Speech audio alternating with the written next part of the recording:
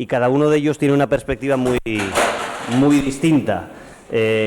Hablaremos a fondo del fenómeno yihadista y hablaremos a fondo también del fenómeno del terrorismo en el País Vasco con ETA. Está con nosotros Ana Teixidor, es periodista de TV3, se ha ido especializando durante los últimos años en el fenómeno yihadista, ha estudiado muy a fondo los atentados del 17 de agosto de 2017 en las Ramblas y en Cambrils, con un foco muy concreto en Ripoll, con una comunidad musulmana importante, donde se desarrolla esa célula que lleva a cabo los atentados.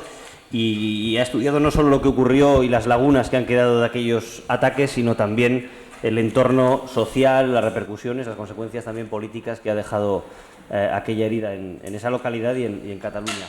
Y está también con nosotros Óscar Beltrán de Otálora, que es periodista del Correo desde los años 90, buen conocedor del fenómeno terrorista etarra, que ha seguido en sus crónicas durante décadas y que conoce bien también no solo el fenómeno, sino también la implicación social que ha tenido ETA ahí en el País Vasco, ¿no? Son dos perfiles muy diferentes, dos perfiles de actividad terrorista distintas, con implicaciones sociales muy diferentes también y con una respuesta social con sus propias particularidades. Yo quería empezar, bueno, por orden con Ana, por el fenómeno de los atentados de 2017 ahí en Cataluña. Estamos hablando sobre todo de una localidad de Ripoll que últimamente está presente en la información política, porque allí ha surgido también un movimiento político que tiene un perfil muy anti-inmigración, muy antimusulmán, de ultraderecha, ha entrado en el Parlamento catalán y que ya gobernaba en el ayuntamiento. Pero me gustaría comenzar conociendo un poco el entorno social de Ripoll, donde se diseñan esos ataques, donde se articula esa célula, donde llega un imán que radicaliza a un grupo de jóvenes aparentemente integrados. ¿Cómo es Ripoll y por qué sirvió, qué caldo de cultivo existía ahí para que se desarrollase lo que se desarrolló? Bueno, buenos días. Ante todo, gracias a la Fundación, gracias a Carola, gracias al Real Instituto Elcano. Es muy interesante hoy estar aquí porque realmente el fenómeno que estamos viviendo en Cataluña a partir de los atentados de agosto de 2017 está llevando a un punto de inflexión, porque ha dado alas a la extrema derecha independentista y por tanto es un elemento a tener en cuenta en las reflexiones que hagamos. Ripoll, para los que no habéis estado, es un pueblo de montaña, muy idílico, muy acogedor, muy tranquilo, todo el mundo se conoce, estamos hablando de unos 11.000 habitantes, un 13% de inmigración, mayoritariamente marroquí, pero también sudamericana, y por tanto es una población que de entrada nadie diría que allí se pudiera producir la gestación de una célula terrorista, quizá precisamente por esto, porque no era un punto de interés policial y por tanto no era un punto donde los cuerpos policiales ni de inteligencia estuvieron ahí observando. ¿Por qué no era este punto? Pues porque no hay una gran densidad de inmigración, porque no es un espacio especialmente conflictivo con las comunidades religiosas. Ripoll también tiene una especial significación en Cataluña porque allí empezó lo que se llama la Cataluña Vieja, es decir, allí se fundó la dinastía catalana y por tanto es un punto emblemático de Cataluña con connotaciones históricas e incluso se llama la cuna de Cataluña, Ripoll, ¿no? Por tanto, cuando pasó esto tuvo muchas reminiscencias, pero sobre todo pensad que estábamos con el telón de fondo del procés. Y esto marcó sobre todo que el 17 de agosto se producían los atentados, pero el 1 de octubre nadie hablaba de los atentados, porque había todo el proceso, ¿no?, independentista catalán que eclipsó totalmente lo que pasó allí. Bueno, y como ya sabéis, ¿no?, hubo 4 parejas de hermanos, más Mohamed Houli, que estuvieron gestando una célula, siempre con la influencia de un imam, Abdelbaki Esati. Yo me acuerdo que en 2014 empezamos a hacer trabajo de campo para ver las personas que habían marchado de Cataluña y se habían ido a Siria, al Irak, y en 2014 ya había una inquietud, sobre todo entre los jóvenes en las mezquitas, que se preguntaban si tenían que ir a Siria, si tenían que ir con la llamada. encontramos gente que había marchado del área metropolitana de Barcelona, de Badalona, de Hospitalet de Llobregat, de Salt, en Girona, incluso de Figueras, de pueblos más pequeños como Calafell, pero en ese momento nosotros ya vimos que la movilización yihadista Siria-Irak era importante en 2014 y a partir de ahí empezamos a hacer mucho trabajo de campo. Cuando pasa lo de Ripoll, yo recuerdo que quedaba con una fuente policial y me decía, hoy quedaba un día menos para un atentado porque era muy posible que en Barcelona se produciera un atentado. Todo esto lo digo porque, aunque aparentemente esta célula actuó muy sigilosamente y muy discretamente, si nunca viajáis a Ripoll veréis que es difícil no saber qué hacen los otros vecinos y que seguramente allí lo que pasó es que muchas personas no se sintieron empoderadas para denunciar lo que estaba pasando. Y hay todo un entorno que cayó, no sé si porque legitimaban la violencia o si porque en el fondo no tenían este empoderamiento que os comentaba para denunciar que ahí se estaba gestando eso. Sabéis que Abdelbaki Esati fue el agente radicalizador, que él está en la cárcel hasta el 2014 y cuando él sale no va directamente a Ripoll, sabemos que fue a otras ciudades catalanas como Balaguer, como Berga, pero finalmente aún no sabemos por qué se instala en Ripoll. En ese momento, cuando los chicos aún no conocen al imam, ellos ya se estaban conectando a la propaganda de Siria y, por tanto, esta inquietud que os decía que nosotros encontramos en muchas mezquitas de Cataluña, estos chicos sabemos que también se estaban conectando a las redes yihadistas y que se estaban preguntando qué tenían que hacer, si ir a Siria, si movilizarse, pero fue la influencia decisiva del agente radicalizador, Abdelbaki Esati, el imam, quien ejerció su influencia para que finalmente ellos dieran el paso a la violencia. Hablabas, Ana, del perfil de Ripoll respecto a otras localidades de Cataluña donde hay una fuerte presencia de una comunidad musulmana, Salt y otras localidades. No sé si Ripoll tiene un perfil distinto, si no había tantos rasgos de grupos que pudieran ser más radicales o no, o estaba en la misma que ese tipo de localidades. Ripoll no tiene nada que ver con Salt o con Reus, por ejemplo, donde sabemos que hay comunidades salafistas que abiertamente han hablado de sus postulados rigoristas, ¿no? Incluso se percibe visualmente en las calles, pero a diferencia de Ripoll no se tenía ninguna constancia de que allí hubiera un oratorio salafista.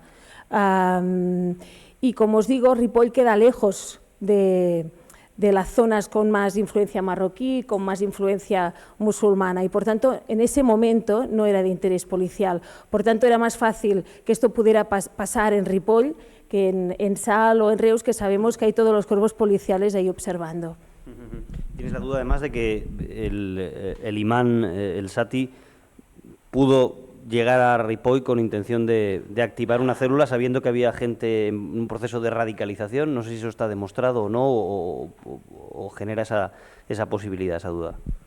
Bueno, sí que si consultáis el sumario de la causa del 17A, veréis que en la cárcel Esati ya lleva un proceso de radicalización, que está en contacto con internos con los cuales ya hablan explícitamente de la yihad y por tanto una de las hipótesis de trabajo es que cuando él sale de la cárcel tiene muy claro que en un momento u otro él estará gestando una posible célula. Tuvimos la oportunidad de hablar con uno de los conversos que cuando él sale de la cárcel se dirige a la Mezquita de la Caridad y vive en Castellón de la Plana durante unos meses y ahí tiene contacto con dos conversos. Y estos conversos tuvieron un proceso de radicalización y ellos mismos te lo explican, cómo les pasaba vídeos, cómo les explicaba cómo tenían que entender la religión. Por tanto, sí, creemos que tenía una idea muy preconcebida de lo que quería hacer. Lo que no sabemos es por qué finalmente va a Ripoll, porque él intentó ser imán en otras mezquitas de Cataluña, ¿no? Pero finalmente llega a Ripoll y ahí tiene el terreno fácil, porque hay muchas divergencias dentro de la comunidad musulmana. En ese momento solo hay una mezquita, pero cuando llega a Esati, al cabo de unos meses se organiza una segunda mezquita. Él será de la primera y será el imán de la segunda, y ejerce una influencia con los padres de familia en ese momento en Ripoll. Muchas gracias, Ana. Óscar, tú también conoces bien el fenómeno yihadista, lo has seguido y lo has estudiado a fondo, pero sobre todo el etarra, ¿no? Y quería hablar contraposición de cómo se ha ido desarrollando el fenómeno terrorista en País Vasco, que tiene otras connotaciones. Es un fenómeno terrorista autóctono, de gente de la propia sociedad, que tiene una interacción distinta con la sociedad vasca. Yo no sé si hablaba Ana de ese proceso de radicalización individual de algunos de esos sujetos que luego se organizan a través de ese imán, pero respecto a la radicalización de los miembros de ETA, ¿qué particularidades tiene? No sé si existen perfiles o orígenes o connotaciones sociales comunes a lo largo de las décadas a esa militancia, no sé. Sí, bueno, buenos días y muchas gracias a Carola y a la Fundación y al Memorial. Yo es que le estaba escuchando hablar a Ana. Yo creo que no se pueden hacer paralelismos entre un fenómeno yihadista y un fenómeno pues más étnico, nacionalista, como el que fue el de ETA. Pero sí que creo, por lo que comentabas, que hay algunas cosas comunes. Y cuando decías que nadie en Ripoll se empoderó como para haber lanzado un mensaje distinto, yo creo que en el País Vasco pasó algo parecido. Yo creo que hay un fenómeno allí que fue el atentado contra Carrero Blanco en el 73, ese sí que es el momento en el que ETA, en el franquismo, se convierte en un faro para mucha gente de la sociedad. Y encima lo ve como algo muy positivo y como que está haciendo algo necesario para conseguir la democracia. Es un banderín de enganche muy fuerte. Creo que Florencio Domínguez lo tiene estudiado hasta el número de personas que dan el paso de apuntarse a ETA en ese momento, porque el atentado de Carrero Blanco ha creado una ola de heroísmo alrededor de ETA. Yo recuerdo que todavía en los años 80, en las fiestas populares y tal, había un momento en las verbenas que se cantaba una canción para recordar el asesinato de Carrero Blanco, y entonces había un momento que la tradición era en los jerseys tirarlos al aire como si fuese el coche de Carrero Blanco, y eso sucedía en todos los pueblos de Euskadi, en las capitales también.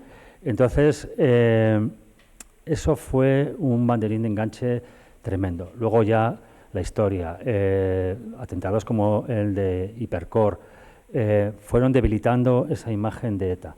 Pero durante los 70, los 80, se apuntaba muchísima gente a ETA porque tenía una aura muy poderosa.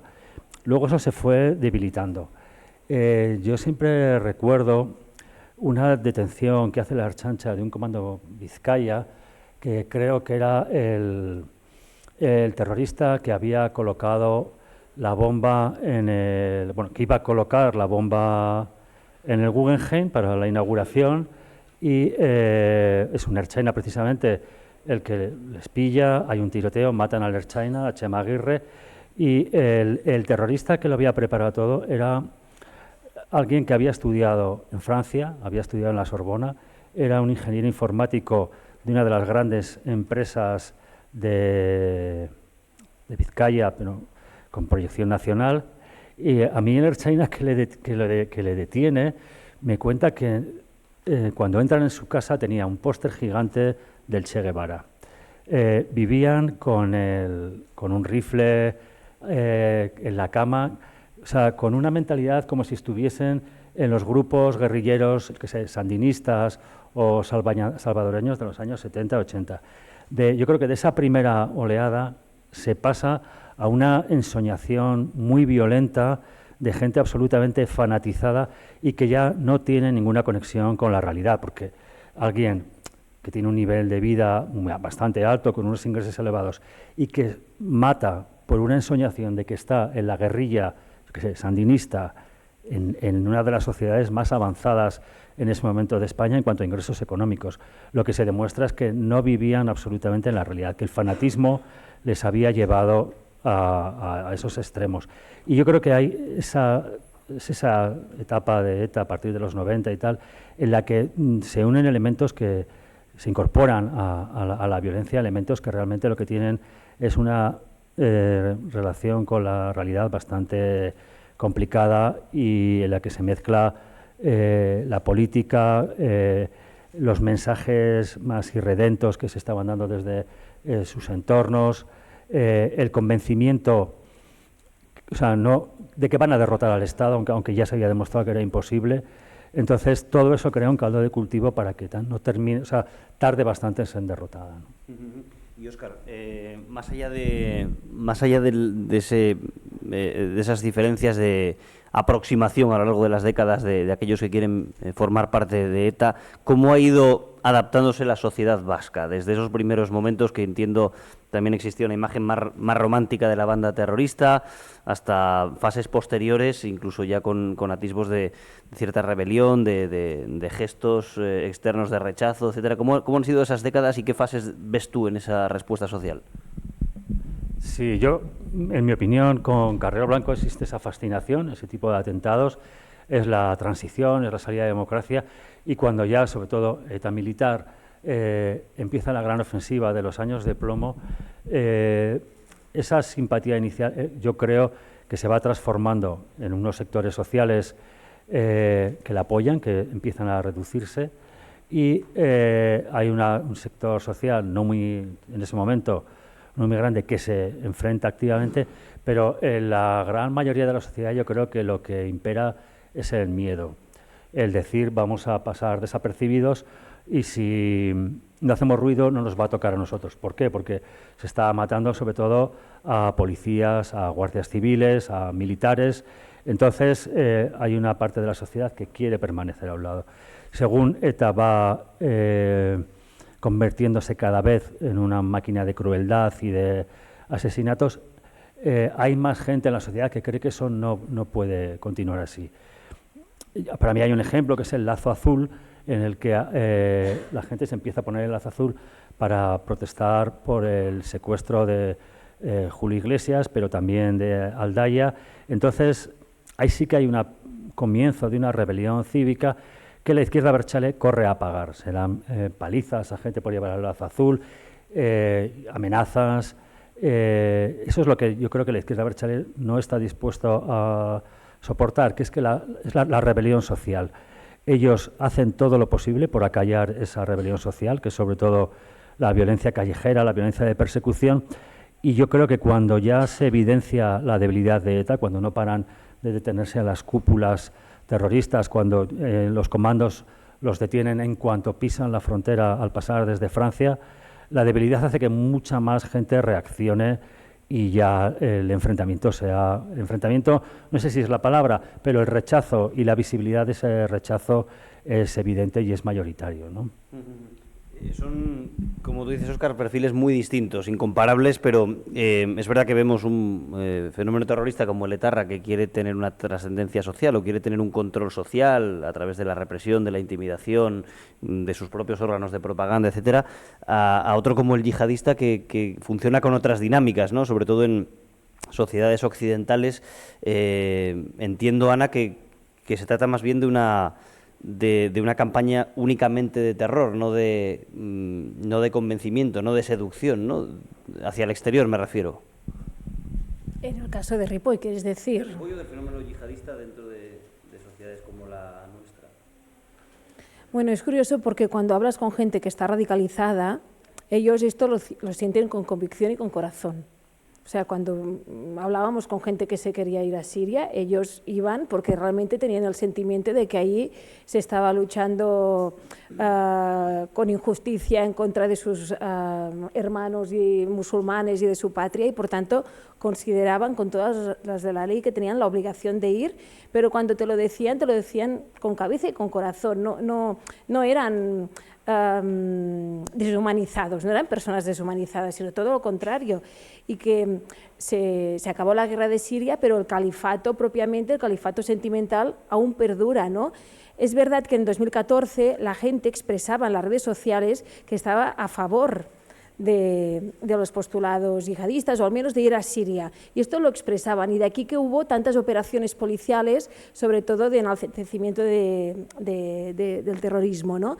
Pero en 2014 nosotros empezamos en junio y aún en Cataluña no se había producido ninguna operación en la cual se hubiera detenido a personas que se iban a Siria. La primera fue por la Guardia Civil en diciembre de 2014, que fue una conversa chilena que se quería ir a Siria.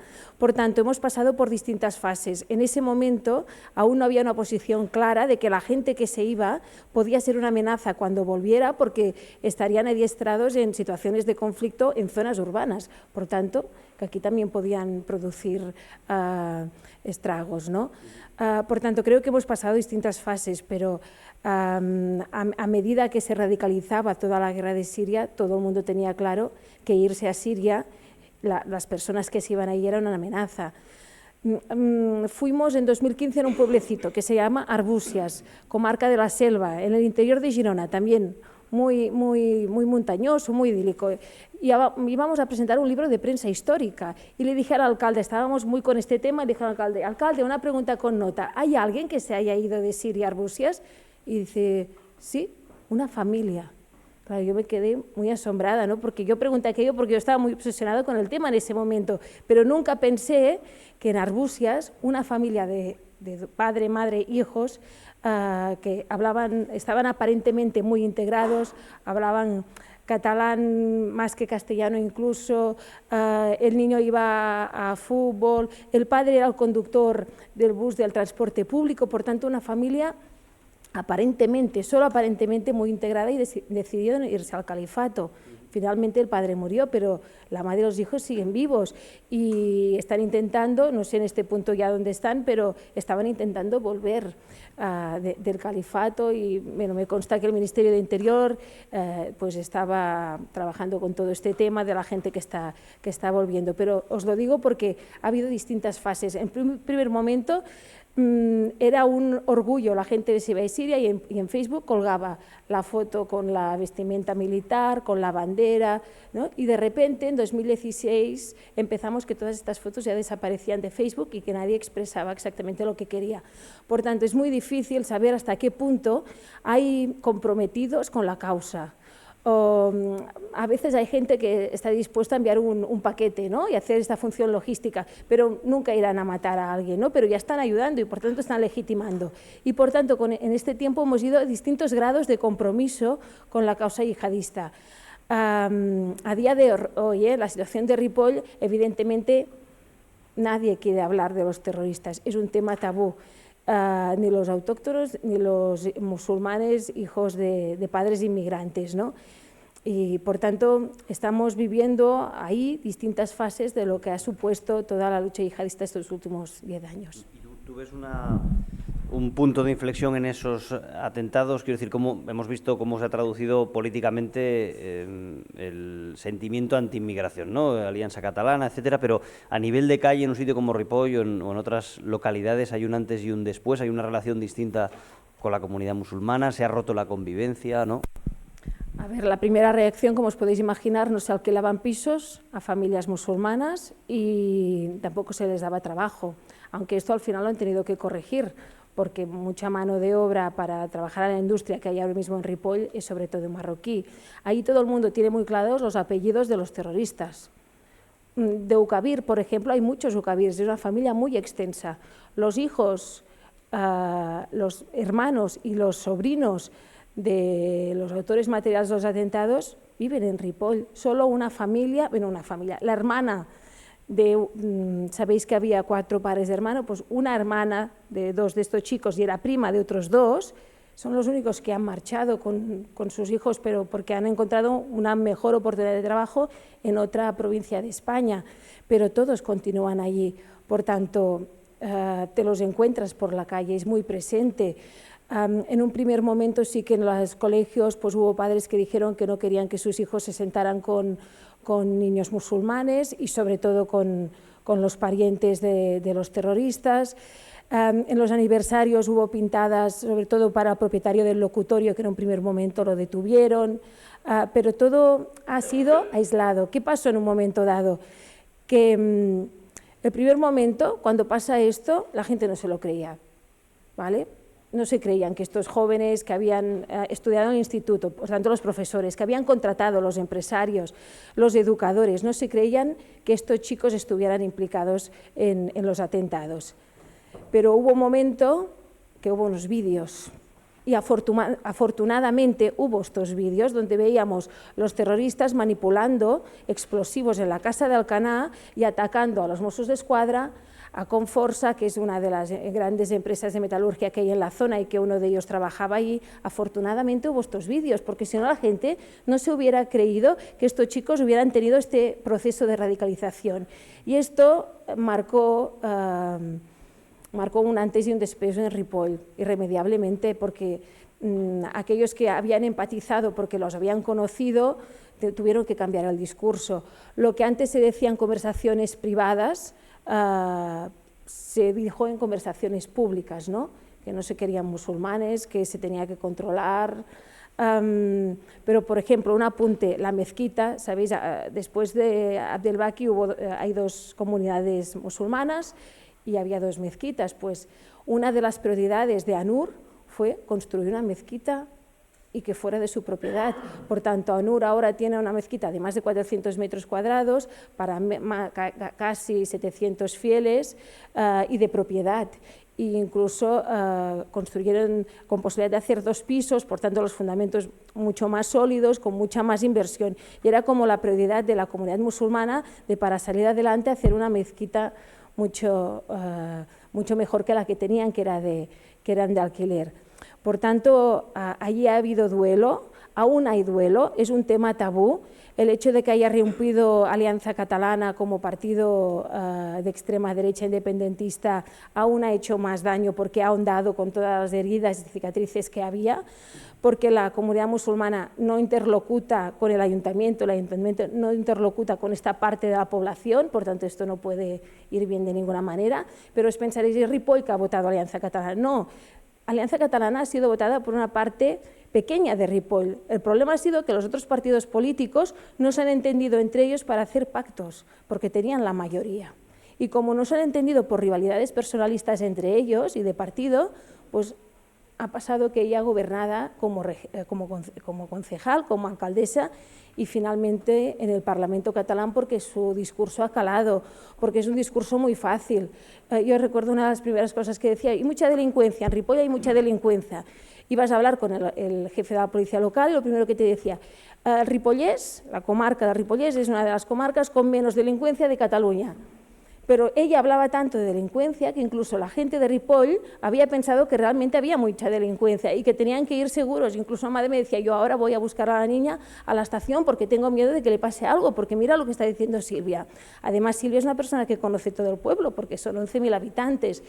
Y además ha habido un cambio, que ella llega muy temprano al ayuntamiento y marcha muy tarde. Y el alcalde que tenía hasta ahora también era diputado y no tenía unos horarios tan rígidos en el ayuntamiento, ni hablaba con tanta gente, porque hacía 12 años que era alcalde, ¿no? Por tanto, además dicen: mira qué bien que vamos con Silvia, está atendiendo a todo el mundo, hace muchas horas, la vemos pasar por aquí, siempre. Por tanto, ha conseguido calar en el imaginario colectivo como una solución a los problemas que nos estaban trayendo, entre comillas, ¿no?, los musulmanes.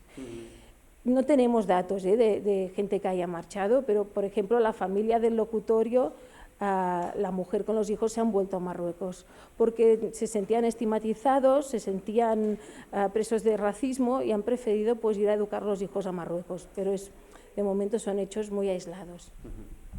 Gracias, Ana. Me parece muy interesante lo que comentabas antes, Óscar, hablando de cómo ETA había tratado de silenciar cualquier intento de revuelta, de denuncia, de crítica. Una gran parte de esa crítica vino también del periodismo y de algunas firmas de columnistas o de periodistas que trabajabais sobre el terreno. En el Correo seguro lo habéis padecido muy directamente y muchos periodistas lo han llegado a pagar con la vida. ¿Qué papel ha jugado el periodismo en esos años tan duros allí y qué trascendencia social tenía ese trabajo? Sí, yo creo que los periódicos, sobre todo a partir de los finales de los 80 y de los 90, sí que hay una reflexión de que no se está haciendo bien el trabajo de deslegitimación del terrorismo. Entonces, lo que se empieza a hacer, y yo creo que fue el gran acierto, es dar voz a las víctimas del terrorismo.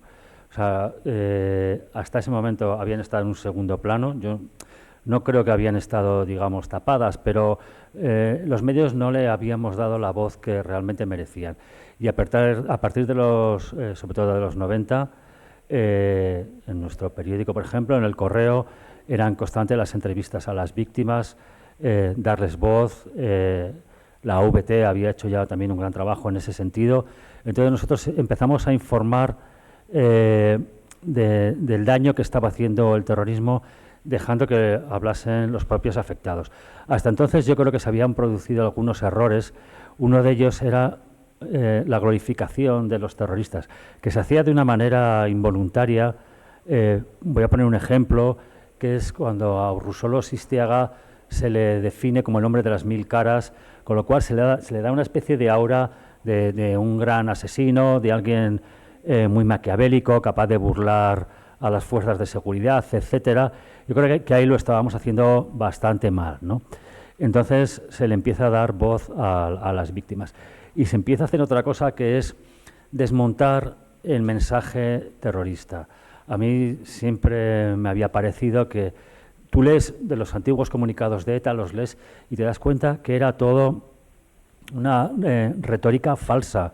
O sea, estaban utilizando un montón de palabras para simplemente decir que iban a matar lo que fuera necesario para conseguir sus objetivos. Y eso lo vestían con unos comunicados que yo creo que algunos había hasta de 5 páginas.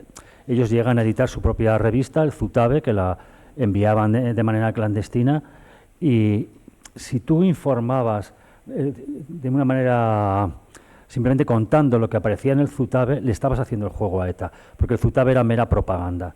Entonces los medios de comunicación empezamos a desmontar lo que había detrás de esas palabras. Y yo creo que eso es lo que a ETA le preocupa. En ese momento se produce la reflexión que hablamos antes, es decir, hay una cierta rebelión social con gestos como el lazo azul, como concejales de pequeños pueblos que hasta entonces no habían mostrado su rechazo por miedo y lo empiezan a demostrar.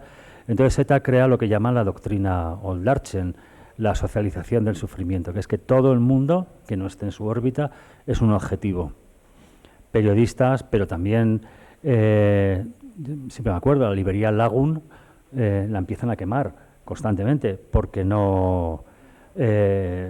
porque estaba dirigida por gente vinculada al socialismo, gente que se estaba enfrentando ideológicamente con ellos, y llegan a quemar librerías, ¿no? En el Memorial, por ejemplo, hay de Vitoria, que también yo creo que es un sitio que hay que visitar, hay una recopilación de libros de cuando simplemente iban, rompían los cristales y los rociaban con pintura para que nadie comprase esos libros. Entonces, ETA quiere callar cualquier voz disidente y está dispuesto a hacer absolutamente todo para que nadie se lo oponga, o sobre todo en el caso de los medios de comunicación, para que no haya creadores de opinión que desmonten su mensaje. Y eso es lo que les hace bastante daño y en lo que los medios de comunicación yo creo que acertamos, ¿no? Y más allá de ese trabajo de los medios de comunicación, Óscar, ¿cuál crees tú que ha sido la clave en ese desgaste de la imagen de ETA o en una mayor activación de una respuesta social, más allá de la lucha policial que tumba a la banda? ¿Hay algo en los últimos años de existencia de ETA que supone un clic, que hace un clic en la sociedad, que hay sectores cada vez más amplios que empiezan a perder el miedo? ¿Cuáles serían esos elementos que permiten ese escenario? Sí, yo creo que es complejo porque hay muchísimos factores, pero por ejemplo el pacto de Ajuranea, cuando todos los partidos democráticos llegan a un acuerdo para no pactar, para aislar a la izquierda Abertzale y a ETA, es clave. Pero bueno, luego está el atentado de Miguel Ángel Blanco, que hay una mínima unión en ese momento de los partidos, pero se produce un fenómeno muy curioso, que es que pasado un tiempo, pasado el año, hay un pacto entre la izquierda Abertzale, ETA y los partidos nacionalistas para conseguir la paz por medio de unos acuerdos independentistas de todos los partidos. Que eso no sale bien, y yo creo que ese fracaso en el mundo nacionalista, que había tenido una postura hacia ETA, pues de que era necesario negociar, etcétera, se empieza a debilitar. Yo creo que también el atentado de la T4 fue muy importante porque también había una parte de la sociedad en ese momento que estaba creyendo en la negociación. Y ETA, encima dirigida por Zapatero, había sectores del socialismo vasco convencidos de que se iba a conseguir la paz. Y ETA lo que demuestra, uno, es que comete un atentado durante la tregua, que eso es no respetar ni su propia palabra, y demuestra que la negociación tampoco es posible. O sea, que ETA, si está dispuesta a traicionar al gobierno que le estaba ofreciendo un montón de garantías para dejar la violencia, no lo va a aceptar, ya demuestra que no hay ninguna posibilidad de alcanzar acuerdos con ETA, que la negociación no va a ser posible porque ETA no quiere negociar, quiere imponer sus postulados. Entonces ya hay una sensación de hartazgo de la sociedad, de no ver salida y de decir, pues hay que enfrentarse a ellos, la solución policial va a ser efectiva, porque encima la debilidad de ETA permitía alzarse más voces, y yo creo que esa suma de factores es lo que lleva al final de ETA. Estamos hablando de esas herramientas desde la sociedad para enfrentarse al terrorismo, desde el periodismo o desde otros ámbitos, desde la sociedad civil. No sé si en el fenómeno yihadista hay algunas herramientas que puedan funcionar. Estamos viendo lo que nos cuentas, ¿no? Ese punto de inflexión que lo que ha supuesto es un deterioro de la convivencia, unos mayores recelos, quizá puede ser hasta parte del objetivo de estos grupos radicales, pero hay algunas herramientas eficaces. Antes hablabas de la falta de empoderamiento dentro de una misma comunidad para denunciar actitudes que podían llegar a ser terroristas o delictivas. ¿Hay algunas fórmulas que puedan haber funcionado en otros lugares o estamos ante un fenómeno tan hermético y tan difícil de alcanzar que no hay nada fácil de llevar a cabo? Bueno, de entrada, como medios de comunicación sí que tenemos la obligación de encontrar testimonios que estén decepcionados con toda la narrativa yihadista, que vean que el califato no se hizo, que el califato no triunfó, que no se acababa, ¿no?, las teorías apocalípticas de que el mundo se acababa. Por tanto, es muy importante que gente que estuvo radicalizada en su momento ahora salgan y nos explican cómo quedaron desencantados de lo que les decían desde las redes sociales o incluso desde algunos núcleos, ¿no?, de algunos lugares. Creo que esto es básico. Lo que pasa que, aunque hagamos trabajo de campo, es muy difícil encontrar a estas personas en este momento, no en el pasado, pero ahora sí que es difícil. Incluso hay un tema que tendríamos que hacer los periodistas, que es saber de todos los juicios que ha habido en la Audiencia Nacional, cuántos han acabado con sentencia condenatoria, ¿no? Porque a veces hay muchas operaciones policiales, pero nos cuesta mucho seguir cómo acaban estas operaciones policiales. Y si esa gente, todos eran culpables o algunos sí, algunos no, porque a veces aquí hay matices, ¿no?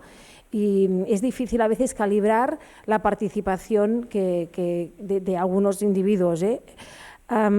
Esto de un lado. Segundo, en las comunidades musulmanas falta un empoderamiento, sobre todo de los más jóvenes.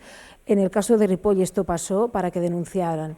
Sabemos que hubo amigos que estuvieron a punto de denunciarlo, pero no se atrevieron. Sabemos que hay compañeros de estos autores de los atentados, de estos terroristas, que se fueron de Ripoll días antes y no han vuelto. Por tanto, aquí hay silencios, hay unos interrogantes que no tenemos respuesta aún, pero que fallaron.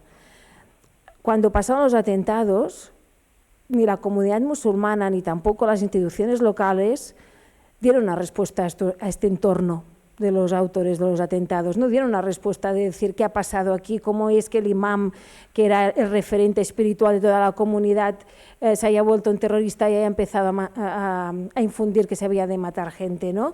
Por tanto, falló también esto. Las instituciones locales tampoco recibieron apoyo económico del gobierno catalán suficientemente para trabajar estos núcleos, sino que, como os decía, con todo el procés, todo esto quedó como apagado, como oculto, y solo se hablaba el día del aniversario cuando iban pasando los años. Por tanto, falló el empoderamiento de la comunidad musulmana. No quiero decir que todos fueran candidatos a denunciar, ¿eh? Evidentemente hay núcleos de personas que viven entre nosotros que no creen con los postulados democráticos, ¿eh? Y que la línea salafista que tienen es incompatible con nuestras bases democráticas, ¿no? Pero a pesar de ello siempre hay quien puede discernir entre el bien y el mal, y esto en Ripoll falló. Por tanto, como medios de comunicación tenemos que dar voz a gente desencantada, dentro de las comunidades musulmanas dar apoyo para que haya líderes. En Ripoll ha pasado que todos los musulmanes que interlocutábamos, los medios de comunicación, porque eran los jóvenes musulmanes o de las mismas asociaciones, no quieren hablar. nadie quiere hablar, nadie quiere ser el interlocutor. Ha habido como una dimisión en masa de la comunidad musulmana, pero no solo de ellos. Los autóctonos, todos los educadores sociales que en 2017 estaban en Ripoll, ya no están. Todos han dejado este trabajo, se han ido a nuestras instituciones. Por tanto, ha habido una dimisión de todos, no tenemos que hablar de bloques, ¿no?, pero de todas las sensibilidades, y es muy difícil reconstruir este tejido social. Por tanto, esto se tiene que trabajar. Y ahora es un momento que es imposible trabajarlo, ¿no?, porque con un partido como el que hay en Ripoll difícilmente se pueden recoser las heridas, ¿no? Por ejemplo, el 18 de agosto, Alianza Catalana ha decidido que hará un monumento, que está muy bien, a favor de las víctimas en Ripoll. Esto no se había hecho durante 7 años, ¿no? Y la UABAT, las víctimas dan apoyo, y además será en medio de la plaza principal, delante del ayuntamiento y de la Portalada, ¿no?, porque hay Santa María de Ripoll, que es como la gran institución religiosa que hay allí. Por tanto, está bien que haya este monumento, pero ¿cómo se está recosiendo esto, ¿no? Y sobre todo que no haya fractura, que siempre queden personas que quieran interlocutar a un lado y al otro. Y ahora esto es difícil de encontrar y se tiene que ver, ¿no? Tenemos que tener aún una distancia temporal para poder evaluar todo esto. También os tengo que decir que un niño que tenía 16 años en las Ramblas y que fue una víctima, un testimonio presencial en las Ramblas y herido, empezó hace 5 años, primero de eso, en el Instituto de Ripoll. En Ripoll solo hay un instituto, por tanto todos van allí. Y ese mismo año, en primero de eso, empezó el hermano de Younes Abouyacoub, el conductor de la furgoneta de las Ramblas. Esto ya levantó muchas alarmas, ¿no?, por cómo será la relación de estos dos jóvenes. Pues al final son grandes amigos y los dos han entendido que lo que tienen, los dos son amigos y han entendido que lo que tienen que hacer es superar lo que pasó, ¿no?, a pesar de que evidentemente la familia que estaba en las Ramblas aún hoy padece las secuelas de aquello, pero hay una amistad entre estos chicos y el Iván no quiere que nadie hable mal de su amigo Adam Abouyacoub, y son compañeros de fútbol, compañeros de colegio, incluso en tiempo de ocio.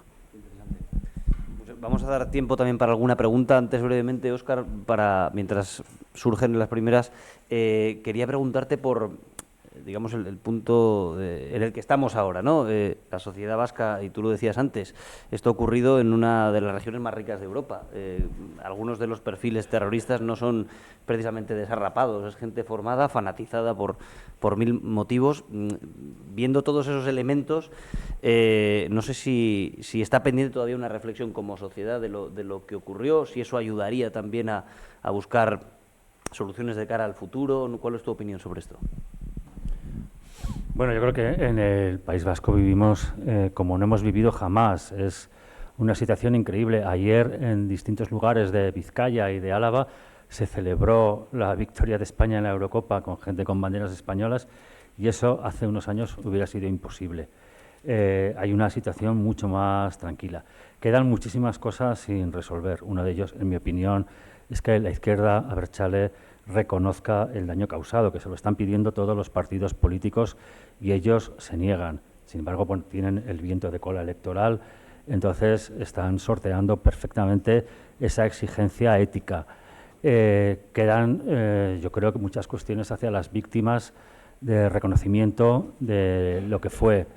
Y bueno, y hay una cuestión para mí clave, que son más de 300 asesinatos sin resolver, y lo que eso implica, yo creo, de cierto fracaso del sistema para responder a las víctimas por el daño que han sufrido, ¿no? Y siendo las víctimas, yo creo, las que al final han sido el ejemplo de la resiliencia verdadera ante el terrorismo. Yo creo que hay muchas cuestiones pendientes, pero que no tiene, o sea, la capacidad ahora de vivir con tranquilidad en el País Vasco es totalmente increíble.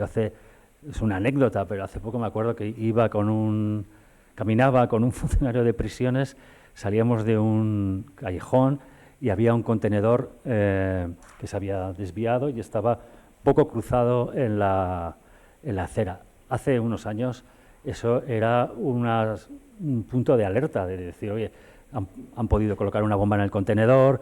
Ahora no, eso ha desaparecido en mucha gente que vivía con miedo y afortunadamente no hay terrorismo, ¿no? Si hay alguna pregunta ante el público que quieran formular. Sí, por ahí atrás tenemos una. Bueno, le pasamos aquí. Un segundito. Me acerco ahí a.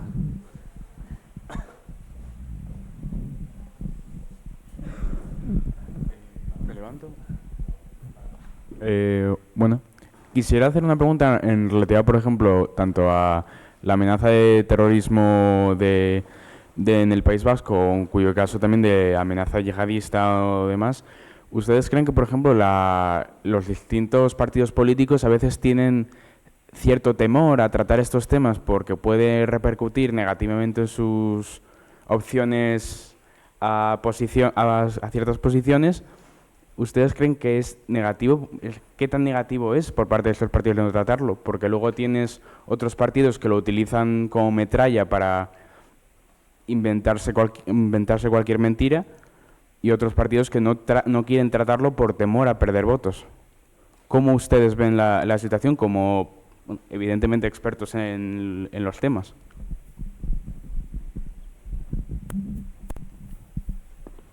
A mí me parece que es una reacción política ante el terrorismo quizá muy complejo en todas las sociedades, la catalana, la vasca, pero lo mismo sucede o ha sucedido en Irlanda, ¿no?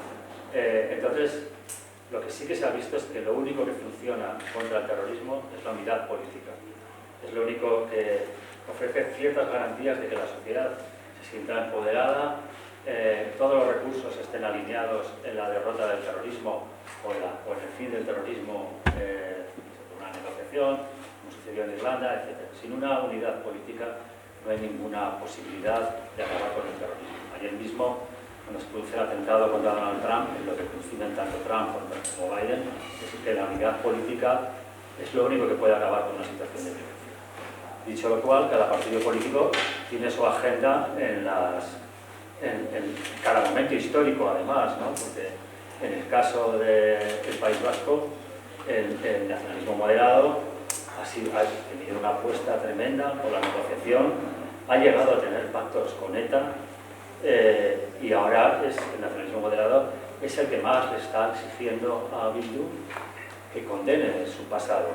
Y es el propio Lehendakari Urkullu el que habla del suelo ético a partir del cual todos los partidos pueden llegar a acuerdos, etc., ¿no? Entonces, a mí me parece que hay situaciones muy complejas, pero porque la política es compleja, la política nunca es sencilla, ¿no? En el caso del País Vasco está la figura de Bildu también, que es un partido que ha pasado de defender absolutamente los postulados de ETA, ahora no mencionarlos, o sea, tampoco condenarlos, no los mencionan, no los condenan.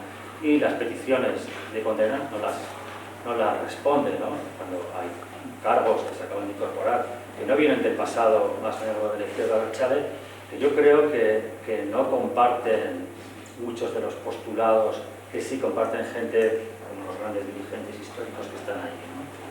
Es muy significativo que un personaje muy importante en Bildu es Kubati, el asesino de Illoyes, responsable de un montón de asesinatos, y que es la persona encargada por Bildu de mantener prietas las filas entre los presos, familiares de presos, que podrían exigir mucho más presión al gobierno español para que libere a los presos. O sea, en las filas de Bildu hay gente que ha cometido asesinatos y, bueno, pues tienen que lidiar con ello y que los partidos políticos se lo puedan reprochar, ¿no? Pero yo creo que las situaciones políticas son muy complejas, y cuanto la sociedad más compleja es la política, ¿no? Una cosa, yo como observadora, tanto los políticos como los partidos políticos han hecho un mal favor a las víctimas del 17A, porque las han instrumentalizado de tal modo que yo no creo que haya hecho incluso la asociación de víctimas, la UABAT, que se tuvo que crear porque la mayoría de las supervivientes no tenían dónde ir y se sentían totalmente desamparados, y al final fue Robert Manrique, que era un superviviente de un atentado de ETA en Hipercor, quien organizó a las víctimas juntamente con una psicóloga, y han estado muy desamparadas.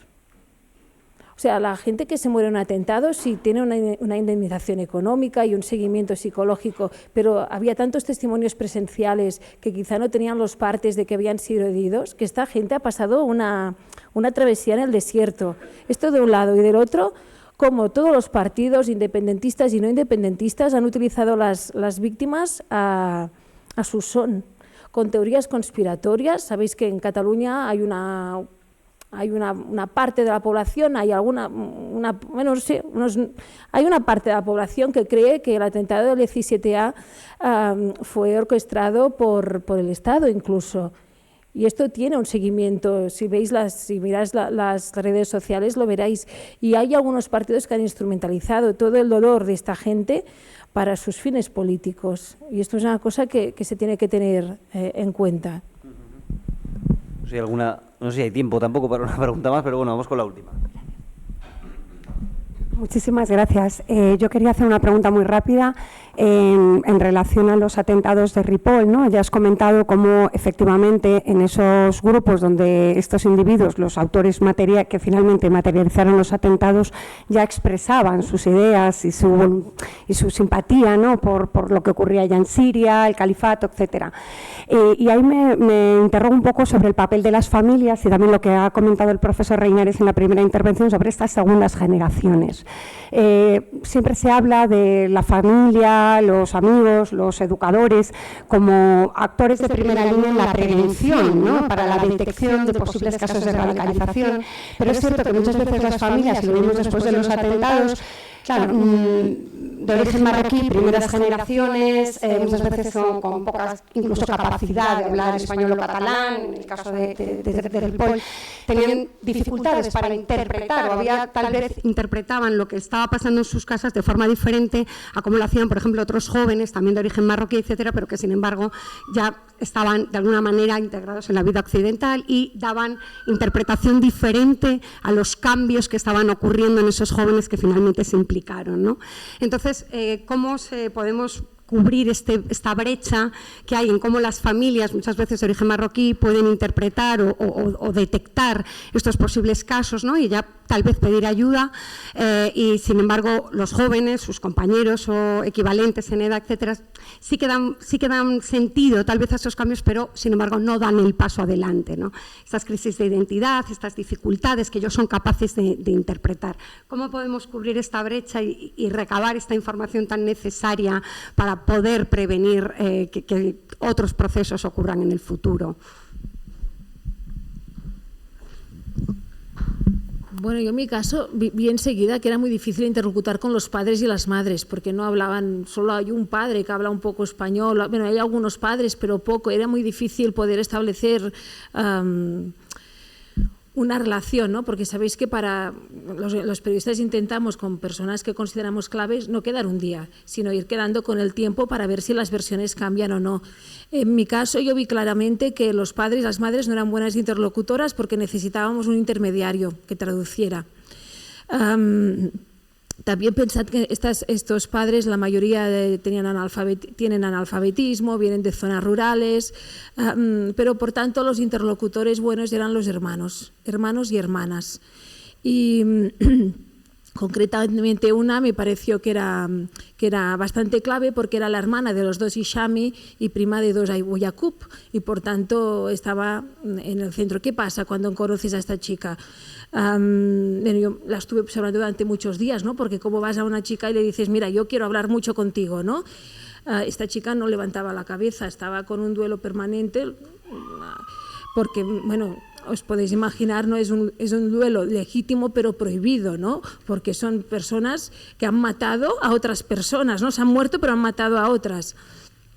Me costó algunos meses y finalmente pude hablar con esta chica y hemos podido hablar largo y tendido, pero yo aún no he podido, creo que tiene que pasar tiempo para que realmente explique qué sabían y qué no sabían, porque esta chica en concreto, cuando aún sus hermanos no habían atacado a Cambrils, esta chica a las 9 de la noche decía que no podía salir porque no sabía dónde estaban sus hermanos y podían estar muertos.